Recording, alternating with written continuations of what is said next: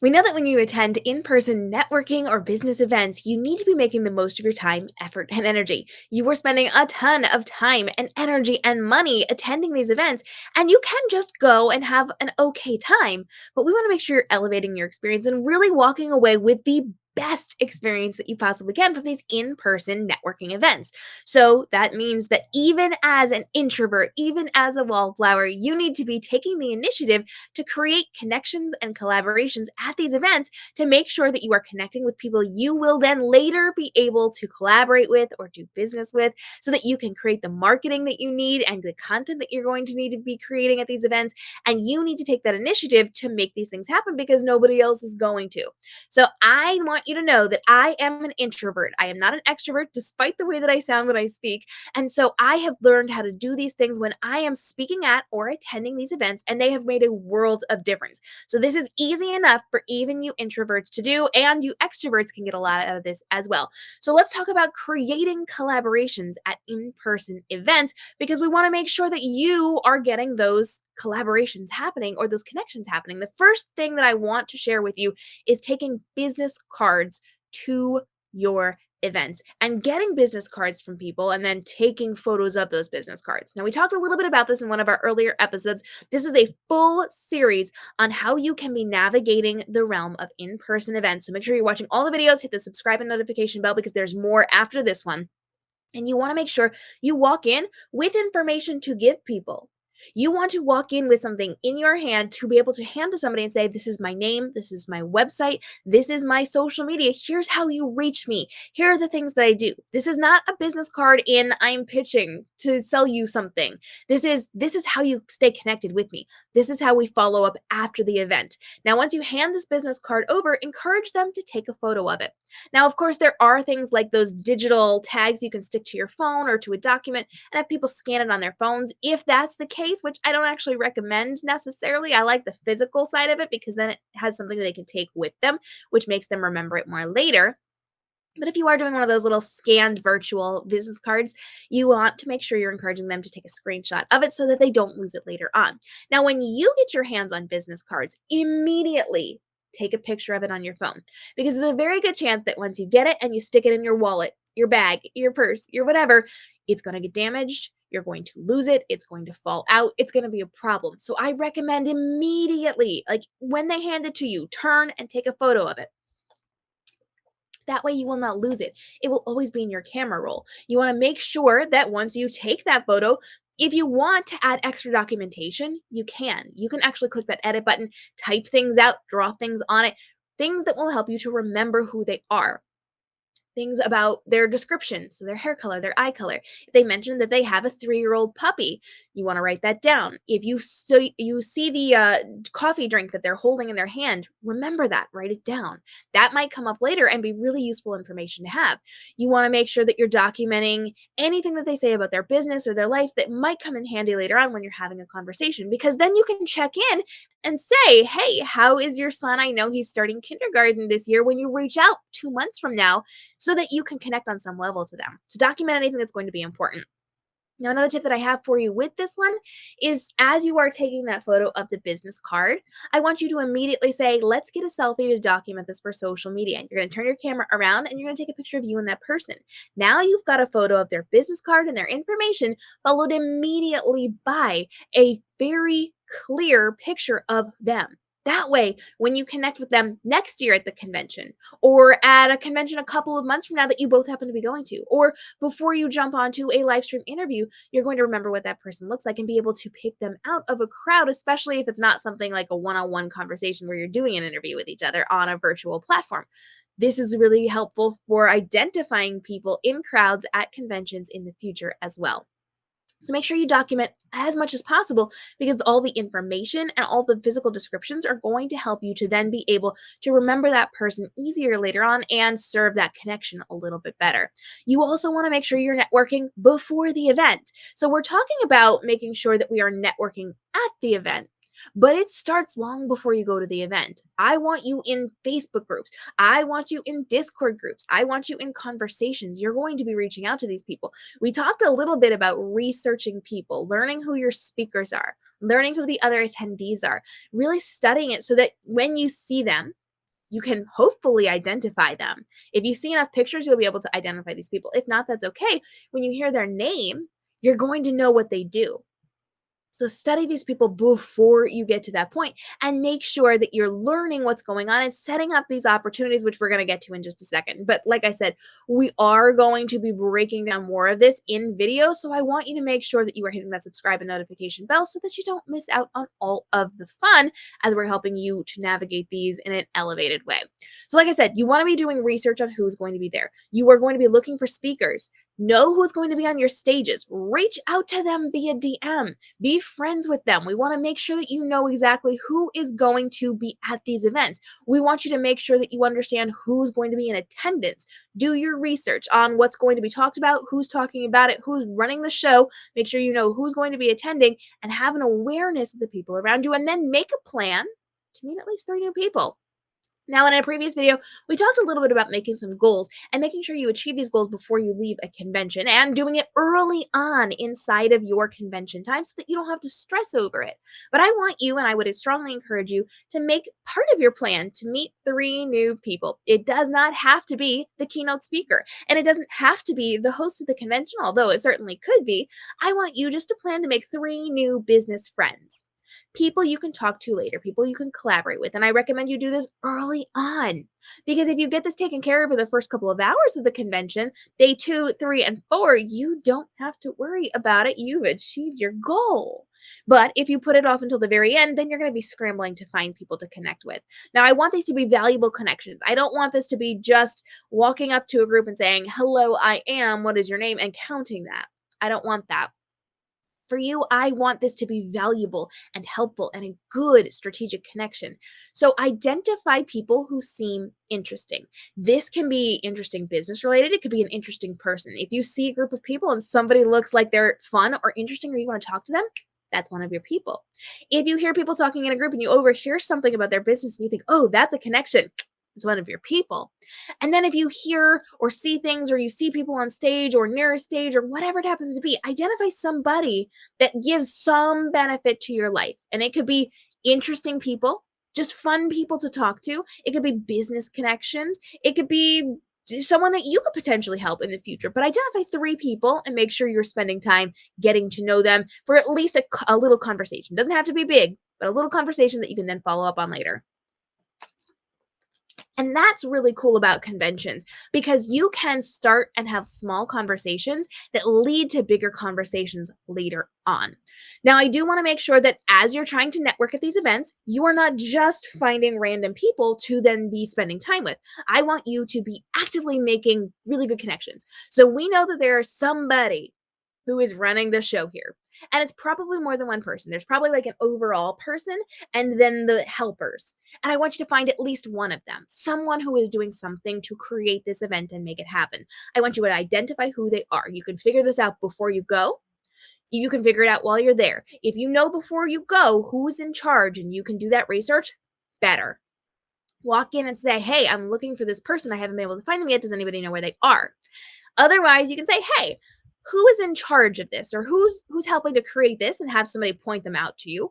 Or you can look around and identify somebody who's very clearly helping and very clearly directing things and just go up and thank them. Introduce yourself, take a minute to have a conversation. This is something that's going to mean a lot because this is a very thankless job as they are creating these conventions and events. It is very stressful on them. They are very busy. They've got a lot going on. They've had a lot of moving pieces, and this is the final part of what they've been working on for so many months. So take the time and effort to thank them for all of their hard work. It doesn't have to be a long conversation. Just say, hello, my name is, I am attending the event right now. I think it's fantastic. I like this, this, and this. And I just wanted to thank you for creating this atmosphere in this space for us. And you can just be done with the conversation at that point.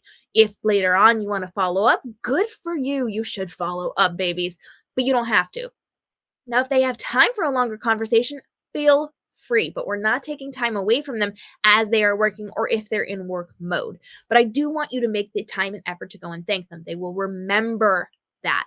And that can be useful later on when you are coming to the event the following year, because now you know somebody, you've already had a conversation with them, and you can then further that conversation the next year. Or you can reach out to them and talk to them after the event and potentially have some really cool connections for the next event. There's a lot of ways that this can work to your benefit, in addition to just being a decent person and really making sure you're taking the time and effort to thank people who are in charge. Now, I also want you to be networking by attending side events. We know when it comes to conventions, the magic happens outside of the convention. If you didn't know, now you know. People just work all the magic in the side events. So this could be conversations in the hallway, outside of the classes and the workshops and the conversations we're having. It's stuff out in the hallway or in the lobby of the hotel. It's stuff before the event starts, at breakfast in the hotel, or after in the lobby, or if you are going out for dinner or for drinks, or you're going to explore the city you're in. The side events and the after events are where the magic actually happens. You will learn a lot inside of the convention conversations. You're going to learn a lot inside of the workshops and the classrooms and all of the things, but the magic happens, and the connections and the collaborations and the community happens at those side events and the after parties. So do not skimp on that. And in addition, I recommend that you show up a day early and stay a day late, because that truly is when everybody's hanging out. It's busy during the actual convention, so you want to make sure that you have time in your schedule. Once you're making friends, you're making friends at the beginning at those mixers, or you have made friends and now you're hanging out with them after the fact. Give yourself the time and space and grace to do that, because you're going to be really sad if you're the one who has to go get on a plane while everybody else is hanging out at the hotel and doing fun things. So make sure you plan that into your schedule. Now, I do recommend that you take the initiative to set up a dinner out, because food doesn't always come with conventions, and not every meal will come with these conventions, which means at some point everybody's got to eat. So you can decide to do a dinner out, or you can decide to do a dinner in. I went to a convention once where we all ordered lunch in from Panera, and we just kind of sat in the lobby on the couches around the tables, and we just had great conversation, and we all just ordered in, and it was great. And sometimes you go out and you do really fun things, and you can be the one to organize it. But if you're not organizing it, if somebody else is doing it, that's fine. Attend one. You don't have to be the person in charge, but you also should be able to take the initiative to develop this. Now, this can be a small, by the way, dinner, or a large dinner. You can say, we're all going, everybody's welcome, or you can identify a group that you want to hang out with and just invite those people. But take the initiative, or get someone else to take the initiative. Sometimes if you're a quieter person, you can find an extrovert to do this, but make the suggestion and let them organize it so that you guys can go work your magic outside of the convention. Now, I also highly recommend that you are staying inside of the hotel attached to the event. That's where the majority of people are going to be. I have stayed in the hotel where the conventions are being held that I have spoken at, and I have stayed at hotels aside from that and traveled in. It's a world of difference. I highly recommend, if at all possible, you don't do the traveling in. I once had to stay at a hotel that was not connected to the convention because I was traveling with my dogs, and then I didn't have that socialization aspect. It was a problem. And so if you can stay at the hotel attached to the convention or the event, definitely better. All the better if it's actually in the same location. So a lot of times conventions will have their event at a hotel, and then you just stay in the hotel and you can hit the elevator and go to whatever floor the event is on, you're good to go. If not, they will have a hotel that is designated for the convention, and the vast majority of people will stay there. Plus, it's usually a break on the price tag because it's attached to the convention, because they know they're getting so many rooms. So bonus points on that one. And like I mentioned, you do want to stay a day early, or arrive a day early and stay a day late, because all the magic happens after. They usually have mixers the day everybody's arriving. You're going to find people in the hotel lobby. You're going to, see people in their rooms. It's going to be a lot of fun. And that typically is the day when people start to get to know each other. And then they kind of have some buddies on the first day of the convention. But the last day of the convention is pure magic, because after the convention ends and the doors close and everybody's kicked out and they go back to their rooms and they do all the stuff, most people will stay until the next day. They're not going to immediately get in their car and drive away. They're not going to immediately get on a plane and fly away. They're going to take a little bit of time. And so the next day typically is a decompression day, and people just have fun. They explore the town or the city. They hang out in the lobbies. They hang out in each other's rooms. They've made friends at this point. So it's just a big community conversation, party, fun time. There's a lot going on. It depends on the different conventions that you're at, what, vibe of that final day is going to be, but I highly recommend if you can stick around for it, it is well worth the time to spend a few extra hours. And, you're going to be very hyped up during this convention. So that day, you're going to be very, very tired, and traveling may not work to your benefit. So it's also going to benefit you to stick around and just kind of decompress a little bit that next day. Now, making sure that you are getting involved in these events, you have the opportunity in most cases to get involved in a Facebook group or a Discord group for the event. So, most conventions will have an attendees group. That way they can deliver information, they can have conversations, they can keep people up to date aside from the newsletters and the emails that go out. But it's a really great opportunity for you to collaborate with people and have conversations. So every single time I'm attending an event, I get into these groups and I make myself known. And you need to do this as well. Introverts, you can do this, I promise. It's not face to face time. It's easier this way. So here's the way that you can be doing this instead of a Facebook group or a Discord group or whatever it happens to be. Respond to other people's comments. That's a great way to start introducing yourself. Respond to those comments. If you are a speaker or if you feel like introduce yourself so they know who you are. The very first convention that I ever spoke at in person, I made sure I was in their Facebook group and I actively posted a couple of times on what I was going to be teaching about, what I was going to be speaking about, things that I was going to be doing. I gave suggestions for how people could document things or suggestions for meetups and things like that. And then I interacted with other people. So I walked into this convention not knowing anybody but the creators of the convention who had asked me to speak there. And when I walked into this hotel, every single person knew me, ran up to me, had a conversation with me. I had people hugging me that I had never met before. Lovely people, by the way. And I had no idea who these people were because they hadn't been talking in the Facebook groups, but they all knew who I was because I made myself known just by little posts. So think of ways that you can add value to the group by asking questions or by suggesting things or by saying you're looking forward to it or just saying, "Hey, let's meet each other. Let's introduce each other to each other before we get to the event. Drop your information here or tell us a little bit about you." That way people who want to get involved can, and they can get to know you as well. So you're going to have people recognize you. You're not going to necessarily be a wallflower. People will, even if they don't recognize your face, once you start talking, they're going to figure out who you are. So this is a really great way to have those connections. And then, of course, if you can add to that by setting up those dinners or opportunities to create content together or setting up interviews with people, it's fantastic for getting involved and getting known. Now, if you want to take it a step further, you can do what I do. I frequently do live stream events where I'm interviewing and talking with other people who are going to be in attendance or speaking at these conventions. So when I go to speak at conventions, I will jump in and have a conversation with the convention owner first before I do this. And I highly recommend you get permission first. But I jump in and say, "Hey, listen, I know you guys are going to be speaking, or I know you guys are going to be signing at this convention. I would like to do a series of live interviews with you guys. Who wants to come be on my show to introduce you to the people who will be in attendance so they understand who you are before they get there?" And a ton of people jump on it. That way, all of a sudden, I now know the other speakers or I know the other attendees. I understand who those people are and they all know me. And now I'm also getting in front of the people who are paying to be there at these events. So I've gotten my face in front of a lot of people, and you can do events like that as well to level up before we get to those events. And that can be on your social media. That can be inside of the group's social media if they're cool with it. There's lots of different ways you can do that, but you want to make sure you're taking the time and effort to connect with these people, which brings me to my next point, connecting with speakers. So as you're attending these different conventions, identify your speakers, know who they are, learn who they are and what they're doing. And then I want you to DM them. Find their social media, comment on their posts, and DM them. Make a friend, babies. I want you to volunteer to help them. You can go to these people and say, "Hey, listen, I know you are going to be doing this engagement at the convention. I'm going to be there. Can I help you by filming it for you, by taking photos for you, by watching your tech and gear for you if you are going to be filming it on your own? How can I help you? How can I serve you?" You're still going to be able to get all the value from what they're doing, but now you've just made yourself valuable to them and recognizable to them.